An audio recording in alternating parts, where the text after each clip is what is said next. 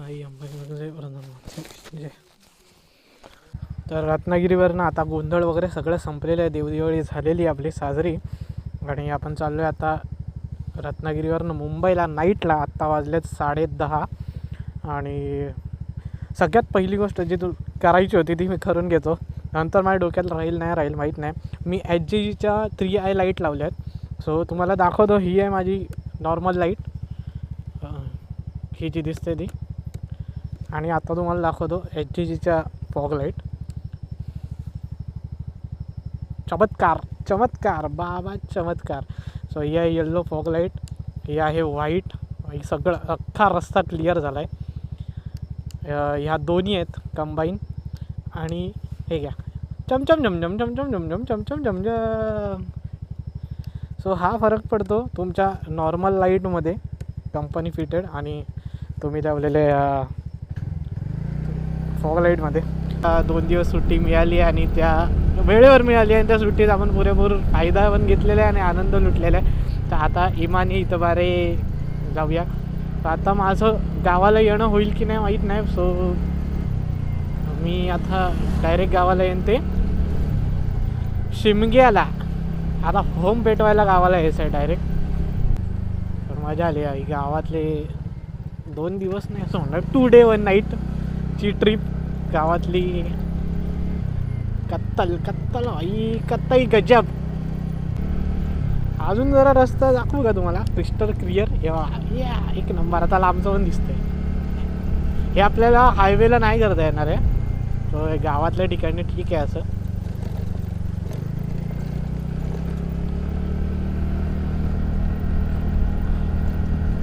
आज 22 तारीख आहे, नोव्हेंबर आहे. थंडी गावाला म्हणावी तशी नाही पडली आहे पण आहे. बेडकं काय करतायत रस्त्यावर. अरे ही बेडकं काय करतायत अजून पण रस्त्यावर. त्यांना कोणीतरी सांगा तुमचा सीझन संपलेला आहे. आशिवला देवीचं मंदिर पंडवाडी. मी आहे ना मी खूप किडेकांडी करणारा माणूस आहे लिटरली सांगायचं झालं तर. आणि मला असले किडे करायला प्रचंड प्रमाणात आवडतात.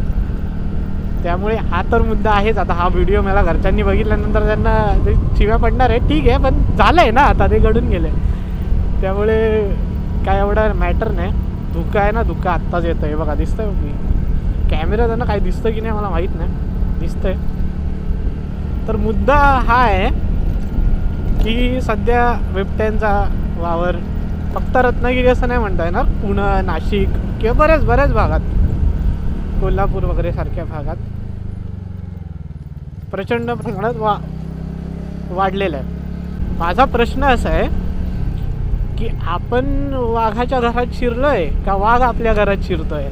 आणि हा प्रश्न आहे ना तितकाच गंभीर आहे जितका कोंबडी आधी आली का अंड हा प्रश्न आहे. नाही खरंच मस्करीचा भाग नाही. मस्करीचा भाग सोडला तर एक सिरियस नोटवर जर या गोष्टीचा विचार केला ना तर स्वतःला प्रश्न विचारा. तुम्हाला त्या प्रश्नाचं उत्तर भेटेल आणि त्या उत्तरासाठी आपण काय करतो याचा पण प्रश्न विचारा. काय होतं माहिती काय सोशल मीडियामुळे माणसाची मतं मांडण्याची शक्ती खूप सोपी झाली आहे पण त्याची जी कार्यक्षमता आहे ना त्या गोष्टीवर काम करण्याची किंवा त्या गोष्टीवर अंमलबजावणी करण्याची ही खूप कमकुवत झाली. हे तुम्ही नोटीस करा स्वतः.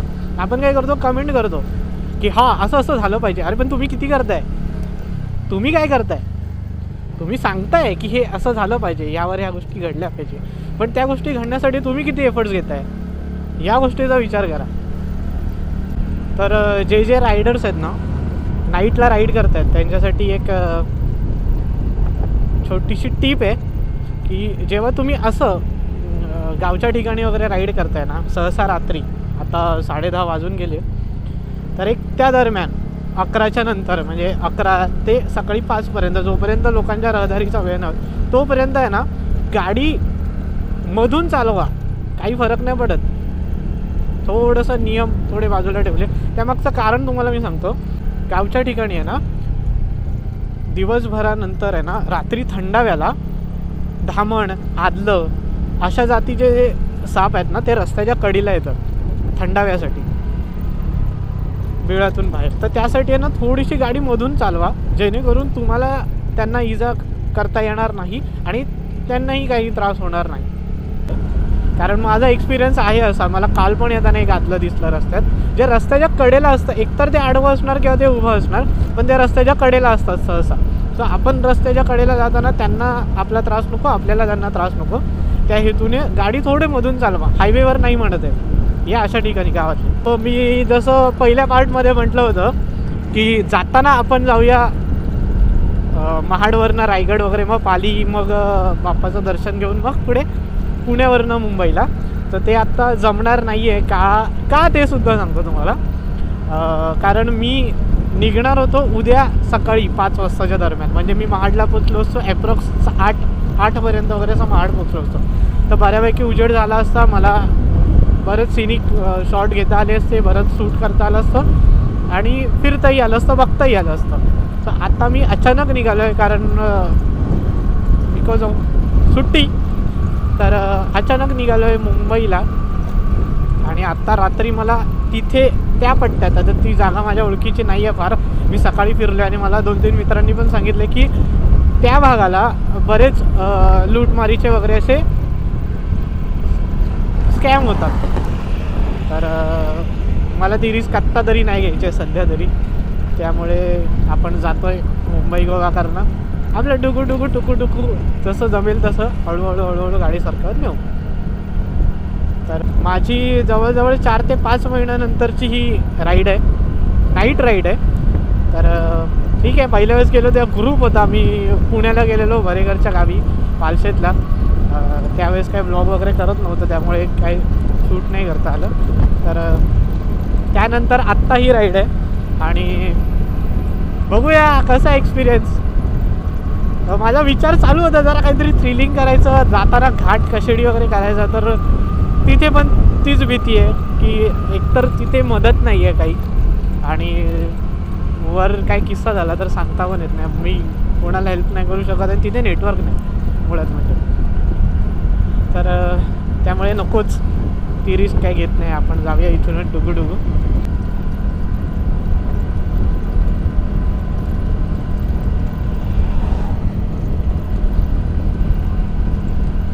मला आहे ना मला या ज्या लाईट्स घेतल्या आहेत ना, फॉग लाईट्स, इतक्या प्रचंड आवडल्यात म्हणून सांगतो. का ते पण सांगतो तुम्हाला, याचं पण कारण सांगतो. काय आपण विनाकारणाशिवाय काय बोलत नाही, आणि बोललो तर त्यामागचं एक्सप्लेनेशन स्टोरी तर असतेच बॉस. तर हे घेण्यामागे काही स्टोरी नाही, हे घेण्यामागे हीच स्टोरी आहे की माझ्या पुढच्या 2-3 राईड जर ठरल्या तर ते नाईटच्या असणार आहेत. सो त्यासाठी बेनिफिशियल ही लाईट मला ठरली आहे. आणि मी सुद्धा तुम्हाला रिकमेंड करेन की HGCच्या 3i लाईट्स करा, कारण तुम्ही बघू शकता 30 वॅटच्या दोन्ही लाईट आहेत, म्हणजे 60 झालं दोन्ही मिळून, अख्खा रस्ता कव्हर करत आहे यार. मला किती कसली वाटते माहिती आहे का, ही पाखरं आहेत ना लाईटीवर येणारी, ती डोळ्यात गेली ना झालं कल्याण. आपण नाही घाबरत, आपण कुणालाच नाही घाबरत. भूत, चकवा, बिबटा, आपण बघतोय पाखरांना घाबरत. ही जर डोळ्यात उडून गेली, आणि काय झालं ना, मी आहे ना ते झगामागावालं वायझर आणलंय, जे तू सकाळी लावू शकतो मी, ते रात्री नाही लावू शकत, पूर्णच काळोख होतं. ब्लॅक वायझर नाही आहे तो ॲक्च्युली, गोल्डन आणि पर्पल असा मिक्स आहे थोडा. तो मी आत्ता लावला ना, झालं मग काळा कुट्ट अंधार, कुठंतरी घुसायचं. तर ते लावू शकत नाही मी त्यामुळे. आणि पाखरं इथपर्यंत येतात, पण ती अजून तरी वर नाही आली, आणि देव करो ती नको येऊ वर.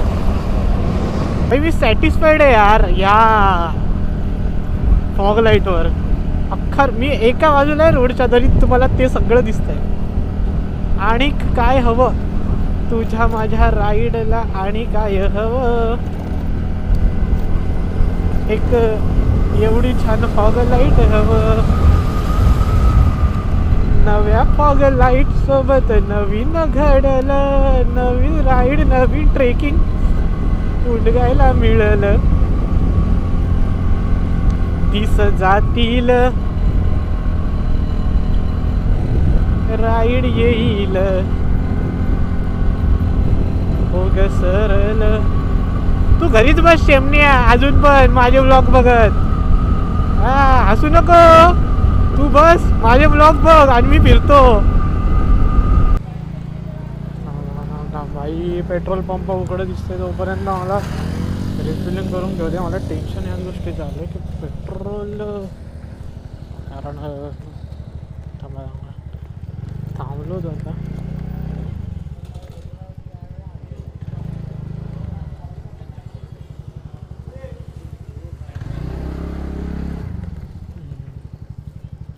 पेट्रोल भरतो आणि मग बोलतो. थांब, फुल करा.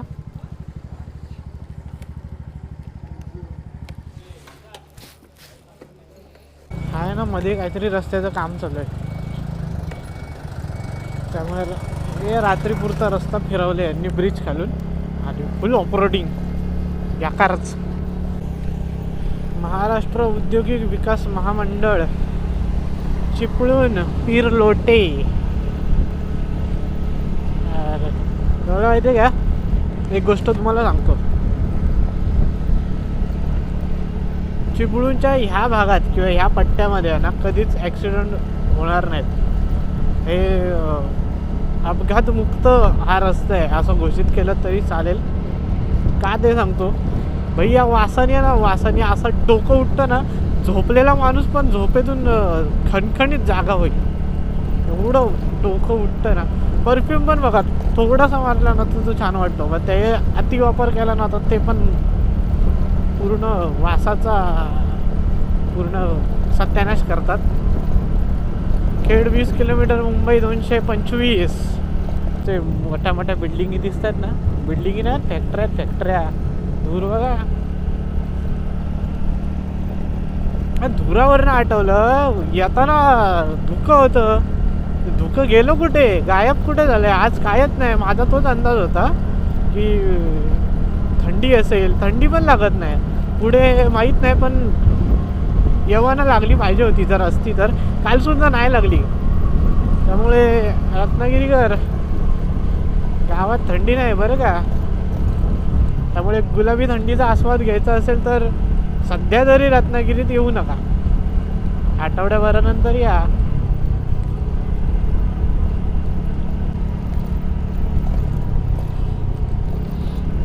आता आहे ना, काय होतं माहिती आहे का, आपण एक चूक करतो की एखाद्या जागेबद्दल किंवा एखाद्या गोष्टीची ना पहिलीच माहिती घेतो किंवा पहिलेच अनुभव. आता मी आहे भोसते घाटात आणि घाटातले एवढे किस्से ऐकले आहेत ना की काही कारण नसताना माझ्या मनात ते चालतं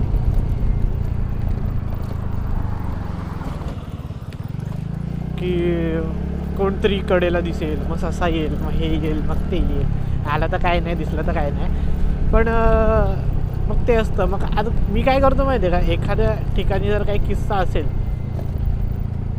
आणि जर कोणी म्हटलं ए तिकडे जाऊ नको, ए ते करू नको, मग मी त्याला सांगतो ए थांब,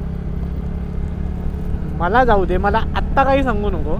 जर मी तिकडे गेलो आणि मी आल्यावर मी जे अनुभवलं आहे तेच तू सांगितलंस तर मग ती गोष्ट खरी म्हणायची. नाहीतर काय होतं माहिती आहे, आपण एखाद्या जागेबद्दल ऐकून जातो एखादी गोष्ट, तर तिथे कारण नसताना आपल्या डोक्यात त्याच गोष्टी फिरतात.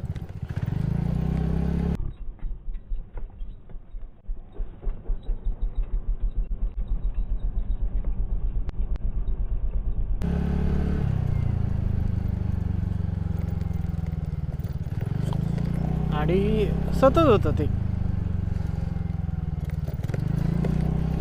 की काहीतरी दिसतंय, काहीतरी होतंय, त्यापेक्षा अनुभवा आणि मग हे करा. आता मी येतं ते सोशल मीडियावर किंवा इकडे तिकडे ना एवढे किस्से आणि एवढ्या गोष्टी ऐकतं ना की मग घाटाबद्दल मग माझी मतं तीच होतात. आणि डे टाईमला याआधी राईड केल्यामुळे मला काही अनुभव पर्सनल नाही आणि नाईटला सध्या तरी येत नाही. असं आहे. सो आपले 2 गाड झालेले आहेत.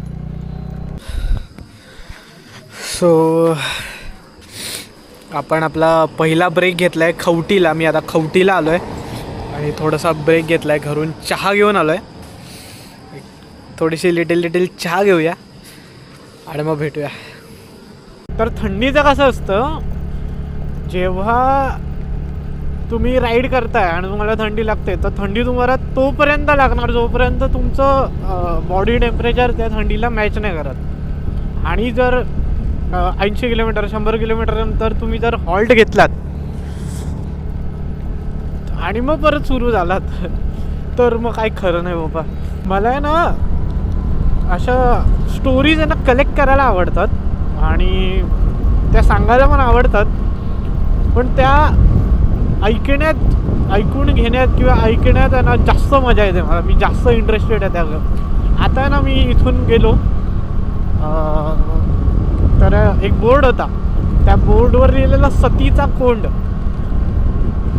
आणि प्लीज जर कोण असेल ना या गावचं तर यामागची जर काही स्टोरी असेल ना तर मला DM करा. मी खूप इंटरेस्टेड आहे या गावाच्या या नावामागे.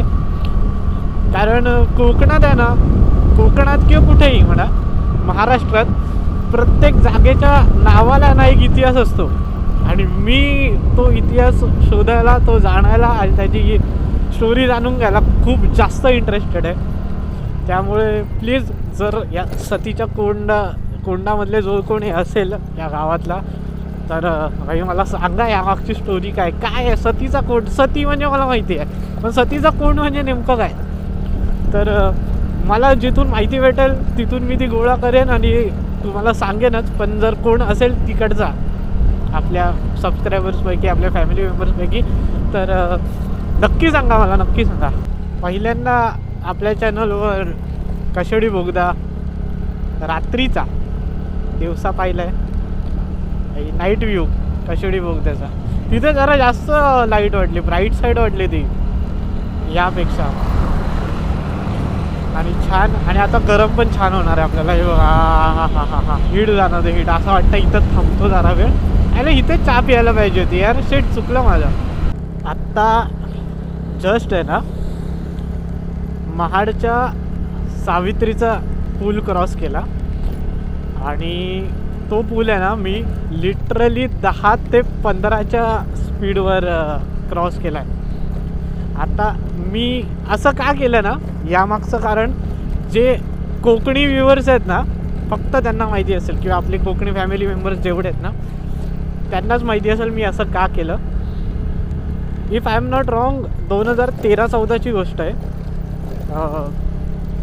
एक रात्री जुना जो पूल होता सावित्री नदीच्या वरचा, पावसाळ्यातली गोष्ट ही, तो पूल अचानक कोसळला आणि रात्रीच्या अंधारात किंवा त्या काळोखात येणाऱ्या जाणाऱ्या गाड्यांना कळलंच नाही की पुढे तो पूल कोसळलेला आहे.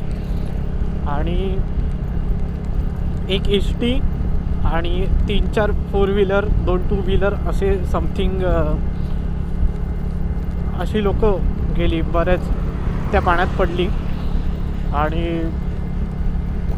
सुमारे 40-45 लोक असतील सगळे टोटल मिळून जे त्या पाण्यात, त्या नदीत त्या रात्री पडले होते. आणि त्यांच्यातला दुर्दैवाने एकही माणूस डेड बॉडी सापडली नाही. कारण सावित्रीच्या नदी ही काही बाजूलाच आहे माझ्या सावित्री इथे, आणि त्या नदीत मगरींचं प्रचंड प्रमाणात वावर आहे. इथेच आहे, आता ती सकाळची दिसेल, आता पण नाही दिसणार. आणि ते म्हणजे खरंच ते ती रात्र अक्षरशः डोळ्यासमोर उभी राहते. तो प्रसंग आठवला की खूप भयानक होती ती परिस्थिती खूप. आणि ते सगळं डोळ्यासमोर उभं राहतं. आपलं सुदैव खूप चांगलं की आपले कोणी फॅमिली मेंबर्स नव्हते, पण जे कोणी होते ना ते आपलेच होते यार. असं आपण हे नाही करू शकत. ज्याच्या कोणाच्या फॅमिली मेंबरसोबत किंवा फॅमिलीमध्ये ज्यांच्यासोबत झालं आहे ना ते अनएक्सपेक्टेड होतं, सगळं अनएक्सपेक्टेड होतं. मी ते व्हिडिओ, त्या स्टोरी अजूनही यूट्यूबला असतील ना, तुम्ही पण बघा, एकदा बघून घ्या. जे नॉन कोकणी लोक आहेत ना त्यांनी पण बघून घ्या. ती गोष्ट कोकणकरांपुरतीच सीमित राहिली, पण कोकणकर तो दिवस डॅम शुअर आहे की तो दिवस विसरणार नाहीत. निदान या बाबतीत तरी महाडला आल्यावर किंवा सावित्रीकडे बघितलं ना की त्या गोष्टी आठवतात. मला तरी नेहमी आठवतात.